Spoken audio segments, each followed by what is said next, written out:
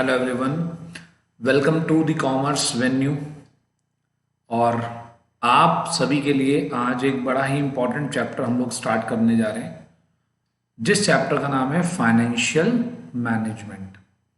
Business studies class 12th का अगर आप कभी अपने सीनियर्स से पूछें कि कौन सा चैप्टर टफेस्ट है, तो वो आपको बताएंगे कि फाइनेंशियल मैनेजमेंट उनको सबसे टफ लगता था। तो फाइनेंशियल मैनेजमेंट को टफ चैप्टर्स में से एक कंसीडर किया जाता है। तो आप लोग आज का चैप्टर बड़े ही ध्यान से अपने पास समझेंगे। और एक आज के लिए खास बात ये कि सभी लोग अपने साथ एक अपनी नोटबुक और एक पेन लेकर बैठेंगे, क्योंकि कुछ बातें मैं आपको ऐसी बताऊंगा जो इस चैप्टर के कंफ्यूजन को दूर करती चली जाएंगी। वही बातें बताऊंगा जिनके बेस पर आप बोर्ड एग्जाम में इसकी जो केस स्टडी है उसको आप क्रैक कर सकते हो बहुत ही आराम से। ठीक, तो हम चैप्टर शुरू कर रहे हैं आज फाइनेंशियल मैनेजमेंट। और टॉपिक क्या होगा आज हमारा? आज हम समझेंगे फाइनेंशियल मैनेजमेंट होती क्या है, और एक फाइनेंशियल मैनेजर को, जब आप में से अगर कोई बच्चा सपोज करिए फाइनेंशियल मैनेजर बनेगा, आई होप आप ही लोग बनेंगे, और कौन बनेगा? तो फाइनेंशियल एक मैनेजर को जब वो फाइनेंस को देखता है तो उसे कौन कौन से डिसीजंस लेने पड़ते हैं, उनकी हम यहाँ पर बात करेंगे। ठीक, तो very important chapter, very interesting topics. तो चलिए आते हैं अपनी आज की क्लास पे। अब छोटी सी बात, अगर आप में से कोई स्टूडेंट पेड कोर्स परचेज करना चाहता है तो you can mail me at sumitg191919@gmail.com। और उसके कुछ बेनिफिट्स आपकी स्क्रीन पे हैं कि आपको साथ में नोट्स भी मिलते हैं, लाइव क्लासेस मिलती हैं, रेगुलर टेस्ट सीरीज होती है, sample question paper, previous question paper हम डिस्कस करते हैं। और सबसे ज़्यादा ज़रूरी, जब आप लोग एग्ज़ाम टाइम में होते हैं तो आपको एक टीचर के सपोर्ट की रिक्वायरमेंट होती है। तो एग्ज़ाम टाइम में लाइव क्लासेस जो भी बच्चे पेड कोर्स परचेज करते हैं तो उनको मिलता है। व्हाट्सएप सपोर्ट मिलता है, अगर आप टाइम टू टाइम कुछ प्रैक्टिस कर रहे हैं तो उसमें से आपको अगर कोई प्रॉब्लम आती है तो वो आप व्हाट्सएप ग्रुप पर शेयर करके उनको सॉल्व करवा सकते हैं। तो चलिए आते हैं आज की क्लास पर। सबसे पहले बात करते हैं फाइनेंशियल मैनेजमेंट की, कि फाइनेंशियल मैनेजमेंट एक्चुअली होता क्या है। अब अगर हम बात करें तो बेटे आप सभी लोगों ने एक वर्ड पहले से पढ़ा है जिसका नाम है मैनेजमेंट। अगर हम मैनेजमेंट की बात करें तो आप लोगों ने पार्ट 1 में पढ़ा है कि मैनेजमेंट का मतलब होता है प्लानिंग करना, planning, organising, staffing, directing and controlling. These are the functions of management. I must say ये क्या है? फंक्शंस ऑफ मैनेजमेंट है। अब आप सोचिए कि when we talk about the financial management, तो यहां पर हम क्या बात कर रहे हैं? चलिए, मैनेजमेंट का मीनिंग तो हमें ये समझ में आ गया कि सर हम प्लान करेंगे, ऑर्गेनाइज करेंगे, ठीक है, लोगों को काम पर रखेंगे, उनको सही काम समझाएंगे, डायरेक्शंस देंगे, कंट्रोलिंग करेंगे। यहां पर फाइनेंस को मैनेज करने की बात हो रही है। तो यहां पर बात हो रही है कि फाइनेंस को कैसे मैनेज किया जाए। तो फाइनेंस का मतलब होता है money required to run a business. Business को चलाने के लिए आपको जो पैसे चाहिए, जो अमाउंट आपको चाहिए, that will be called as business finance. और हम उस बिजनेस फाइनेंस को मैनेज करने की बात कर रहे हैं कि जब भी हमें पैसों की रिक्वायरमेंट हो, हमारे पास पैसे हों, हम अपनी कमिटमेंट्स को पूरा कर पाएं, हम कोई रिसोर्स, हम कोई पैसे अननेसेसरी अपने पास ना रख लें। ठीक, जब उनकी ज़रूरत हो तभी वो हमारे पास हों। तो जब हम यहाँ पर पैसों को मैनेज करने की बात कर रहे हैं, then we are talking about the financial management. Correct? आगे आते हैं थोड़ा सा, अब इसके कॉन्सेप्ट को समझते हैं। बहुत ही अच्छा। और मैंने आपको क्या बोला कि आज आप नोटबुक और एक पेन अपने साथ लेकर बैठेंगे। रीजन, क्योंकि यहाँ कुछ ऐसी बातें हैं, मैंने लिखा तो ज़्यादा है लेकिन उनमें से भी कुछ क्रक्स पॉइंट ऐसे हैं जिन पे मुझे आपको अटेंशन आपका दिलवाना है कि बेटे ये वर्ड है मेन, इस वर्ड को आपको याद रखना है। तो जरा देखिए कॉन्सेप्ट ऑफ फाइनेंशियल मैनेजमेंट क्या है, कि फाइनेंशियल मैनेजमेंट क्या होता है। तो देखिए क्या लिखा है, financial management is concern with optimal procurement, एक वर्ड आया यहां पर, ऑप्टिमल प्रोक्योरमेंट। बेटे प्रोक्योरमेंट का मतलब होता है किसी से कुछ चीज लेना, यानी कि रेज करना, पैसा रेज करा जाता है, लोगों से उठाया जाता है, लिया जाता है। और ऑप्टिमल का क्या मतलब है बेटे, एक वर्ड होता है मैक्सिमम, एक वर्ड होता है मिनिमम, एक होता है ऑप्टिमल। ऑप्टिमल का मतलब होता है जितने की जरूरत है। करेक्ट। अगर आपके पापा आपसे ये बोलें कि बेटे बता कितने पैसे चाहिए, तो आप ये नहीं कह देते पापा बस 2 करोड़ रुपए चाहिए जरा दे दो। आपको पता है वो दे सकते हैं, लेकिन आप मांगोगे नहीं क्योंकि आपको इतने की रिक्वायरमेंट नहीं है। करेक्ट। आप कितना मांगोगे, जितनी आपको रिक्वायरमेंट है। करेक्ट। अगर आप सपोज करिए अपने फ्रेंड्स के साथ मूवी देखने जा रहे हैं, आपको रिक्वायर्ड है 2000 रुपीज़ की, तो आप उनको 2000 रुपीज़ मांग लोगे। करेक्ट। उतने ही रिसोर्स आप लोगे जितने आपको रिक्वायर्ड है। साथ ही साथ as well as the uses of finance, कि हमने वो जो पैसे लिए थे उन्हें हम यूज कैसे करते हैं। और आपको भी पता है जब हम फाइनेंस जैसे रिसोर्स की बात करते हैं तो यूज करते हुए हमें क्या ध्यान रखना होता है, नो वेस्टेज। हमारे पैसे कहीं वेस्ट ना हो, कहीं हम अननेसेसरी फालतू में खर्च ना करें। तो फाइनेंशियल मैनेजमेंट दो चीजों से मिलकर बना है, एक तो optimal procurement and uses of finance. Correct. कि जितना पैसा चाहिए उतना लो और उतना ही यूज करो बिना किसी वेस्टेज के। आगे चलते हैं। अब देखिए बिल्कुल ध्यान से एक बात समझिएगा, ये है आप में से ही किसी को मैंने यहां पर बनाया है चीफ फाइनेंशियल ऑफिसर। अब चीफ फाइनेंशियल ऑफिसर बन गए आप में से कोई बच्चा। अब वो चीफ फाइनेंशियल ऑफिसर को 3 मेजर डिसीजन लेने होते हैं, 3 इंपॉर्टेंट डिसीजन ऐसे हैं जो एक फाइनेंशियल मैनेजर को लेने पड़ते हैं। इन्हें हम या तो फाइनेंशियल मैनेजमेंट के डिसीजंस बोलते हैं या फाइनेंशियल डिसीजंस बोलते हैं। अब देखिए उनको पहला डिसीजन लेना पड़ेगा इन्वेस्टमेंट डिसीजन, कि भाई हम अपने पैसे कहां पर इन्वेस्ट करें। अब बेटे जब हम कहीं पर पैसे इन्वेस्ट करते हैं तो कुछ पैसे तो ऐसे होते हैं जो लॉन्ग टर्म के लिए इन्वेस्ट होते हैं। जैसे अगर आप एक बिल्डिंग खरीद लो, आप मशीन खरीद लो, तो पैसे लॉन्ग टर्म के लिए इन्वेस्ट होंगे। और आप गुड्स खरीद लो, स्टॉक खरीद लो, तो उसमें शॉर्ट टर्म के लिए पैसे इन्वेस्ट होंगे। तो जो लॉन्ग टर्म के लिए हम पैसा इन्वेस्ट करते हैं, जब हम लॉन्ग टर्म के लिए एसेट्स में पैसा लगाते हैं, तो उसको हम नाम देते हैं कैपिटल बजटिंग डिसीजन। और शॉर्ट टर्म के लिए लगाते हैं तो उसे हम बोलते हैं वर्किंग कैपिटल डिसीजन।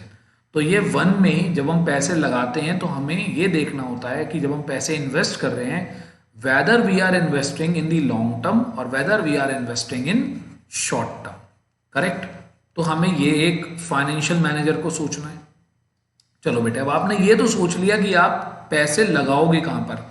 अब पैसे हमारे खर्च कहां पर होते हैं, कोई नया बिजनेस खोलने के लिए, कोई नया प्रोडक्ट लॉन्च करने के लिए, कोई नई प्रोडक्ट लाइन लगाने के लिए, कोई किसी नए मार्केट में आने के लिए, कोई नई ब्रांच ओपन करने के लिए, नई मशीन्स लगाने के लिए।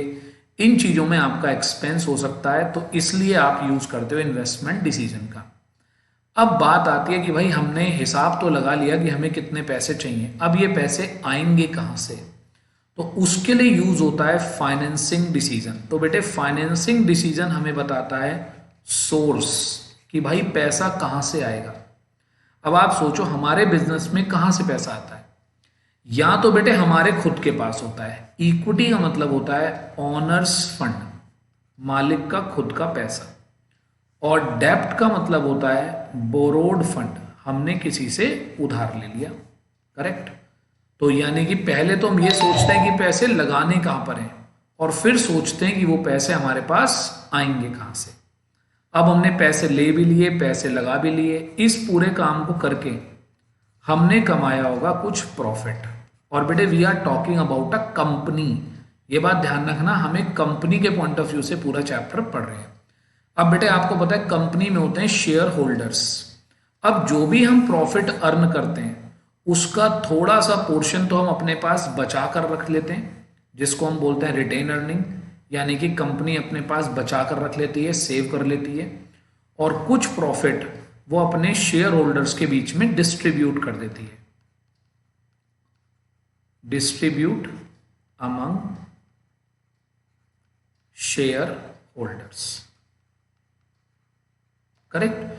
So this is called financing decisions, and there are three type of financing decision. Number one is investment decision, number two financing decision, and number three dividend decision. I hope it is clear to you. चलिए आगे चलते हैं। और बेटे जो आपको लगे कि ये आपके काम का है, ये आपको हेल्प कर सकता है, तो देखिए मेरा रिमोट कंट्रोल तो आप लोगों के हाथ में है। जब भी आप मुझे पॉज करेंगे मैं पॉज हो जाऊंगा, तो आप आराम से बिल्कुल अपने पास लिखते चलें सब चीज़ों को। ठीक, आगे चलते हैं। अब हम बात कर रहे हैं इन्वेस्टमेंट डिसीजन की। वैसे तो हमने इन्वेस्टमेंट डिसीजन पूरा समझ लिया। तो investment decision relates to how the firm's funds are invested, कि फर्म के जो पैसे हैं उन्हें कहाँ पर इन्वेस्ट करना है डिफरेंट डिफरेंट एसेट्स में, ताकि हमें क्या मिल सके, हाईएस्ट पॉसिबल रिटर्न। आपको भी अगर मैं पैसे दूंगा तो आप किसी ऐसी जगह लगाना पसंद करोगे जहां पर आपको ज़्यादा से ज़्यादा बेनिफिट हो, ज़्यादा से ज़्यादा आपका रिटर्न आए आपके पास।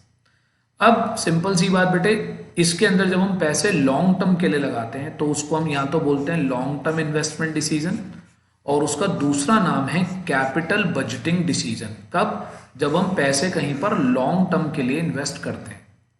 आगे चलते हैं। अगर हम शॉर्ट टर्म के लिए कहीं पर पैसे इन्वेस्ट करते हैं, जैसे कि गुड्स खरीद लिया, उधार दे दिया किसी को, ठीक, इन्वेंट्री मेंटेन करते हैं, रिसीवेबल मेंटेन करते हैं कि भाई उधार दूं या ना दूं, तो इसको हम बोलते हैं वर्किंग कैपिटल डिसीजन। तो लॉन्ग टर्म डिसीजन को हम बोलते हैं कैपिटल बजटिंग, और शॉर्ट टर्म डिसीजन को हम बोलते हैं वर्किंग कैपिटल डिसीजंस। अब आता है फाइनेंसिंग डिसीजन। पैसे आए कहां से, सोर्स क्या होगा पैसों का। तो जब हम इस बात को सोचते हैं कि कहां से आएगा, पहली बात ये क्या से आएगा और कितना चाहिए, हाउ मच, तो we are talking about the financing decision. तो देखिए the decision is about to quantum, quantum मतलब कितनी quantity, to be raise from various long term sources, कहां कहां से हमारे पास पैसा आएगा और हमें कितने पैसों की, कितने फाइनेंस की रिक्वायरमेंट होगी। This is called financing decision. उसके बाद आता है डिविडेंड डिसीजन, कि हमने पैसे ले भी लिए, हमने पैसे लगा भी दिए, उसके बाद हमने पैसे कमा भी लिए। अब कमाए हुए पैसों में से कितना कंपनी अपने पास रखे और कितना अपने शेयर होल्डर्स को दे दे, that is called dividend decision. तो देखिए dividend, the third important decision that every financial manager has to take relates to the distribution of dividend. Dividend is that portion of the profit which is distributed to the shareholders.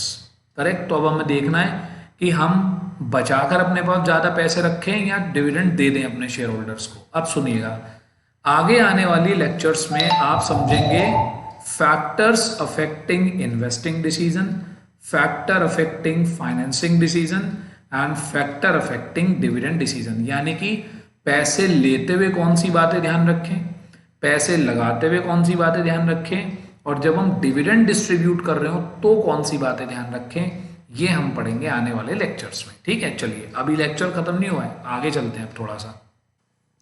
अब बेटे बात करते हैं exam point of view से। ये जो सबसे important topic आपके सामने लिखा है, ये 3 मार्क्स में बहुत आया हुआ है, इसको एक्सप्लेन करने के लिए, और मोस्ट इंपॉर्टेंट है। और आपको बहुत ही सिंपल वर्ड्स में मैं आपको बताता हूँ क्या लिखा है यहाँ पर।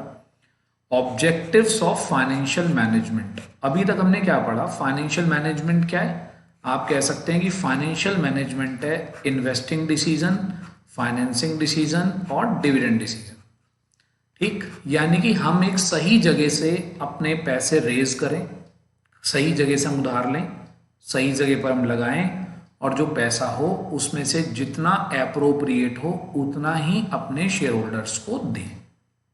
अब इससे होगा क्या, इसका ऑब्जेक्टिव क्या, आप क्यों कर रहे हैं, इतने कष्ट क्यों कर रहे हैं आप। तो देखिए द प्राइमरी एम या objective of financial management is to maximise shareholders wealth. अगर आपने एग्जाम में उसने पूछा ऑब्जेक्टिव और आपने सारी कथा लिख दी, सब कुछ लिख दिया आपने, बस आपने ये वर्ड नहीं लिखे जो यहाँ 3 वर्ड लिखे हैं, 3 मैजिकल वर्ड्स, वो वाले नहीं जो आप समझ रहे हैं, ये मैक्सिमाइज शेयर होल्डर्स वेल्थ। अगर आपने ये 3 वर्ड नहीं लिखे तो आपको नंबर नहीं मिलेंगे, आपको जो लिखना है आप लिखते रहो। और अगर आपने ये 3 वर्ड लिख के इनको हाईलाइट कर दिया तो आप अपनी नोटबुक में लिखो बस objective of financial management, dash लगाओ और आगे लिखो मैक्सिमाइज शेयर होल्डर्स वेल्थ। यानी कि हमारा टारगेट है कि जो हमारे शेयर होल्डर हैं उनकी वेल्थ बढ़े। उनकी वेल्थ कैसे बढ़ेगी मैं बताता हूं। शेयर होल्डर है मिस्टर ए के पास एक्स लिमिटेड के 1000 शेयर हैं। 1000 शेयर हैं और एक शेयर 100 रुपए का उन्होंने खरीदा था, तो यानी कि उनकी वेल्थ हो गई 1 लाख रुपीज। अब अगर सपोज करिए कंपनी अच्छा करेगी तो जो मार्केट प्राइस है शेयर का वो बढ़ेगा। उनके पास एक ही शेयर है, 1000 शेयर है, और अब कंपनी अच्छा कर रही है तो कंपनी में मार्केट प्राइस हो गया कंपनी के शेयर का 150 रुपीज। तो अब उनकी वेल्थ कितनी हो गई? 1,50,000 रुपीज। बेटा एक बात बताओ, शेयर होल्डर कौन होते हैं? मालिक। तो मालिक के लिए तो करते हो आप सारा काम। तो यहाँ पर हम फाइनेंशियल मैनेजमेंट भी क्यों कर रहे हैं कि जो हमारे मालिक हैं उन्हें ज़्यादा से ज़्यादा फायदा मिले, उनकी जो वेल्थ है वो इंक्रीज हो। करेक्ट। तो यहाँ पर अगर आप अच्छा करोगे तो मार्केट प्राइस इंक्रीज होगा, उनकी वेल्थ इंक्रीज होगी। अब देखिए objective of maximisation of shareholder wealth is achieved by, आप इसे अचीव कैसे करोगे? पहली बात, ensuring availability of sufficient fund. आपके पास सफिशिएंट फंड हो और वो रीजनेबल कॉस्ट पर आपने लिया हो। मतलब अगर सपोज करिए मार्केट में 10% पे भी उधार मिल रहा है, 12 पे भी उधार मिल रहा है, तो ऑब्वियस सी बात है ना आप 10% पे लोगे। फिर उसको ठीक से यूज करो, इफेक्टिव यूटिलाइजेशन, मतलब उस पैसे को वेस्ट मत करो बिल्कुल भी। एक एक रुपए का यूज बहुत सोच समझ के करो। Ensuring safety of fund procured by creating reserves, reinvesting profits. तो यानी कि ये बात कर रहा है फाइनेंसिंग डिसीजन की। This point is talking about the financing decision, this is talking about the investing decision कि सही जगह पैसे लगाओ, और ये बात कर रहा है डिविडेंड डिसीजन की कि उतना ही प्रॉफिट बांटो कि जितना हमें जरूरी है, कुछ पैसा बचाओ भी। देखो अगर आपका प्रॉफिट होगा, जितना भी आप प्रॉफिट जनरेट करते हो सारा थोड़ी अपने घर लेके आ जाते हो, कुछ प्रॉफिट कमा के आप दोबारा से अपने बिजनेस में ही लगा देते हो, जिसको हम बोलते हैं प्लोइंग बैक ऑफ प्रॉफिट। अपना प्रॉफिट कमाकर दोबारा से बिजनेस में ही लगा देना। करेक्ट। वो करना भी अच्छा होता है क्योंकि उससे आपके बिजनेस की वेल्थ इंक्रीज होती है। चलिए आगे आते हैं। अब बेटे बात करते हैं आज की क्लास में। अब देखिए समझिएगा बात को, हम पढ़ेंगे investment decision, financing decision, dividend decision. आज की क्लास में मैं आपको करा रहा हूं इन्वेस्टिंग डिसीजन, सबसे पहले करा रहा हूं इन्वेस्टिंग डिसीजन। नेक्स्ट क्लास में कराऊंगा फाइनेंसिंग और डिविडेंड डिसीजन। अब देखिए जरा कैपिटल बजटिंग डिसीजन क्या होता है। बेटे कैपिटल बजटिंग डिसीजन को ही हम अपने सिलेबस में इन्वेस्टिंग डिसीजन के नाम से पढ़ेंगे। करेक्ट। जब हम पैसे लॉन्ग टर्म में लगा रहे हैं, वैसे तो इन्वेस्टिंग डिसीजन का मतलब लॉन्ग और शॉर्ट दोनों होता है, लेकिन हमारा सिलेबस बात करता है केवल लॉन्ग टर्म इन्वेस्टमेंट डिसीजन की। तो देखिए capital budgeting decision involves allocation of firm's capital to the different projects. भाई इन्वेस्टिंग डिसीजन का क्या मतलब है? आपके पैसों को अलग अलग प्रोजेक्ट में लगाना, अलग अलग एसेट्स में लगाना, with the long term implications for the business. ठीक, लॉन्ग टर्म के लिए। It is also called management of fix capital. Correct. तो यानी कि फाइनेंसिंग डिसीजन का मतलब है आपके रिसोर्सेस को लॉन्ग टाइम प्रोजेक्ट्स और लॉन्ग टाइम एसेट्स में इन्वेस्ट करना। अब ये हमारे जो कैपिटल बजटिंग डिसीजन है, यानी कि जब आप कहीं पर लॉन्ग टर्म में पैसे लगाते हैं तो ये आपके लिए इंपॉर्टेंट क्यों होते हैं? तो बेटे सबसे पहली बात, लॉन्ग टर्म ग्रोथ, आप जितनी अच्छी एसेट्स और जितने अच्छे प्रोजेक्ट्स में पैसा लगाते हैं वो आपकी लॉन्ग टर्म ग्रोथ को डिसाइड करते हैं, क्योंकि वो आपको देंगे लॉन्ग टर्म बेनिफिट्स। वो आपको लॉन्ग टर्म बेनिफिट्स देते हैं। कोई भी मशीन लेकर आओ, आज खरीदी कल नहीं छोड़ देते, उसको यूज करते हो लंबे टाइम तक।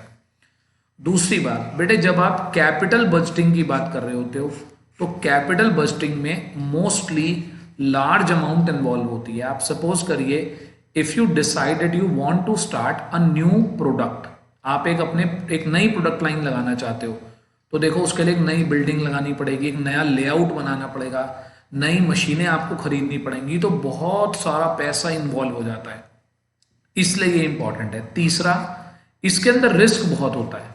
आपने मान लीजिए वो प्रोजेक्ट लगा दिया, वो प्रोडक्ट आपने स्टार्ट कर दिया बनाना, तो जितना ज़्यादा अमाउंट उतना ज़्यादा रिस्क, तो रिस्क बहुत ज़्यादा होता है। और number fourth, very important point, irreversible decision, मतलब एक बार अगर आपने डिसीजन ले लिया तो दोबारा से उसको वापस करना बड़ा ही मुश्किल होता है।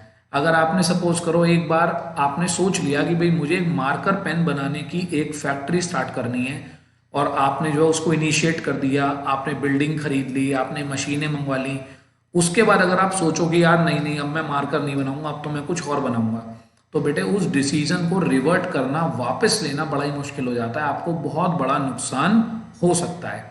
क्लियर? तो ये होता है, इसलिए कैपिटल बस्टिंग डिसीजन इंपॉर्टेंट होता है। इसको आप पेपर में एक्सप्लेन करेंगे तो अच्छा रहेगा। अब factors affecting capital budgeting decision, ठीक है, यानी कि आप ये कह सकते हैं points to consider before long term investment. ठीक, जब भी आप कहीं अपने पैसे लॉन्ग टर्म में लगाते हैं तो आप इन तीन बातों का ध्यान रखते हैं। पहला है रेट ऑफ रिटर्न, यानी कि आपको वहां से कितनी कमाई होगी।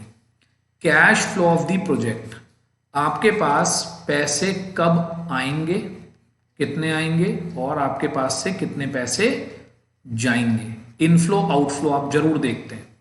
और इन्वेस्टमेंट क्राइटेरिया इन्वॉल्व, यानी कि कितने टाइम के लिए आपके पैसे इन्वेस्ट हो रहे हैं, उसका नॉमिनल रेट ऑफ रिटर्न कितना है, मतलब किसी दूसरे अगर आप प्रोजेक्ट में लगा दें वहां पर कितना पैसा मिल रहा है, ठीक, आपके पैसे की कॉस्ट कितनी है। तो ये अदर फैक्टर्स के नाम से भी आप उसको लिख सकते हैं कि ये डिसीजन लेने से हमारे बिजनेस पे इसका क्या इम्पैक्ट आएगा। तो ये तीन बातें आपको यहाँ पर ध्यान रखनी होती हैं जब आप कहीं पर भी पैसे इन्वेस्ट करने जाएं। ये है एज पर दी NCERT सिलेबस, ठीक है। ऐसे तो हो तो बहुत सारे सकते हैं, लेकिन हमारे पेपर में अगर आपसे पूछ ले factor affecting capital budgeting decision, then you have to write down the rate of return, cash flow of the project and investment criteria involved. इसमें आप IRR लिख सकते हैं, इसको बोलते हैं internal rate of return, NRR nominal rate of return etcetera, ठीक, time period, goodwill, ये सब चीजें आप इसके अंदर लिख सकते हैं। आई होप आपको यहाँ तक की बात क्लियर होगी। तो आज की क्लास में इतना ही रखते हैं। अगर आपको क्लास अच्छी लगी हो, एंटर हो या नहीं लगी हो वो तो एक अलग बात है, लेकिन अगर आपको नॉलेजेबल लगी हो तो चैनल को सब्सक्राइब कीजिएगा ताकि आपके पास डेली बेसिस पर बाकी सब्जेक्ट्स की भी नोटिफिकेशन आती रहे। और आप लोग 12th क्लास के स्टूडेंट हैं, हम और भी आपके लिए आगे जो अंडर ग्रेजुएट लेवल की जो चीज़ें हैं वो भी लेकर आएंगे, तो उसके लिए भी आपको नोटिफिकेशन मिलती रहेगी। आप में से कोई बच्चा CU CET की प्रिपरेशन कर रहा है तो उससे रिलेटेड भी हम बहुत सारी चीज़ें लेकर आएंगे, central university, state university level exams. तो आप चैनल को सब्सक्राइब कीजिए ताकि आपके पास जो आने वाले फ्यूचर की जो चीज़ें हैं वो भी आपके पास आती रहें। चलिए मिलते हैं नेक्स्ट क्लास में। Thank you, have a nice day.